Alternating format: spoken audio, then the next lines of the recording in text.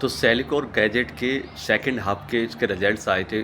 तो मैं देख रहा था कि कंपनी ने लगभग 107% की टॉप लाइन ग्रोथ दिखाई है और इसका जो प्रॉफिट ग्रोथ है वो लगभग 70% से अबव रहा है।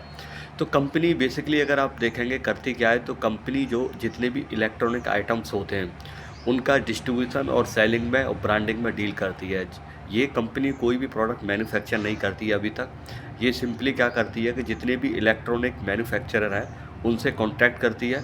कॉन्ट्रैक्ट करने के बाद एक जो उनके प्रोडक्ट्स होते हैं उनकी डिजाइनिंग करना, उनकी ब्रांडिंग करना और डिस्ट्रीब्यूशन करना और उसको सेल करना ऑफलाइन और ऑनलाइन दोनों थ्रू। तो इस तरीके से ये अपना बिजनेस करती है।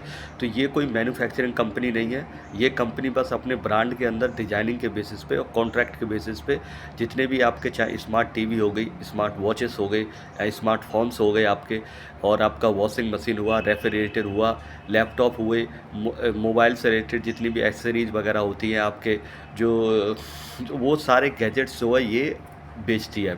तो ये कंपनी का क्या है कि आप देखेंगे इसका स्ट्रॉन्ग डिस्ट्रीब्यूशन नेटवर्क है। 1100 करोड़ के करीब इसका मार्केट कैप है, 37 का प्राइस टू अर्निंग है, रिटर्न ऑन इक्विटी और आरओसी दोनों ही 30 से ग्रेटर है। 75 करोड़ के करीब कंपनी के पास डेट है।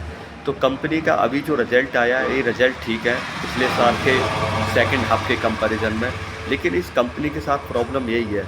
देखिए इंडिया में ज़्यादातर स्टार्टअप क्या है कि वो मैन्युफैक्चरिंग नहीं करते, वो दूसरों के ब्रांड को बेच रहे हैं। तो इसमें क्या है कि जो प्रॉफिटेबिलिटी है वो हमेशा लो रहने वाली है, क्योंकि जो अगर आपका खुद का प्रोडक्ट नहीं है तो प्राइसिंग पे आपके ऊपर कंट्रोल नहीं रहता। आप जिस हिसाब से कॉन्ट्रैक्ट के बेसिस पे ख़रीदेंगे और उसका ब्रांडिंग और पैक जो डिजाइनिंग वगैरह करके अपने ब्रांड के अंदर अगर उसे बेच रहे हैं तो आपकी डिपेंडेंसी पड़ती है जिस हिसाब से मैन्युफैक्चर से आपका कॉन्ट्रैक्ट हो रहा है।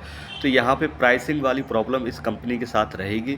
तो फ्यूचर में क्योंकि कंपनी कोई अभी कॉल वगैरह कर नहीं रही है तो इसका ज़्यादा डेटा मेरे पास अवेलेबल नहीं है। ये स्मॉल कैप कंपनी जितनी भी होती है उनके साथ ये प्रॉब्लम रहती है।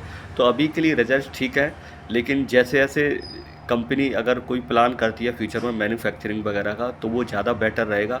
कोई अपडेट्स वगैरह कॉल का आता है अगर करती है कंपनी तो मैं इस पर ज़रूर एक वीडियो बनाऊंगा। Thanks for listening. और क्वार्टर 4 के रिजल्ट्स के लिए मेरे चैनल को सब्सक्राइब करें, फॉलो करें। Thanks for listening.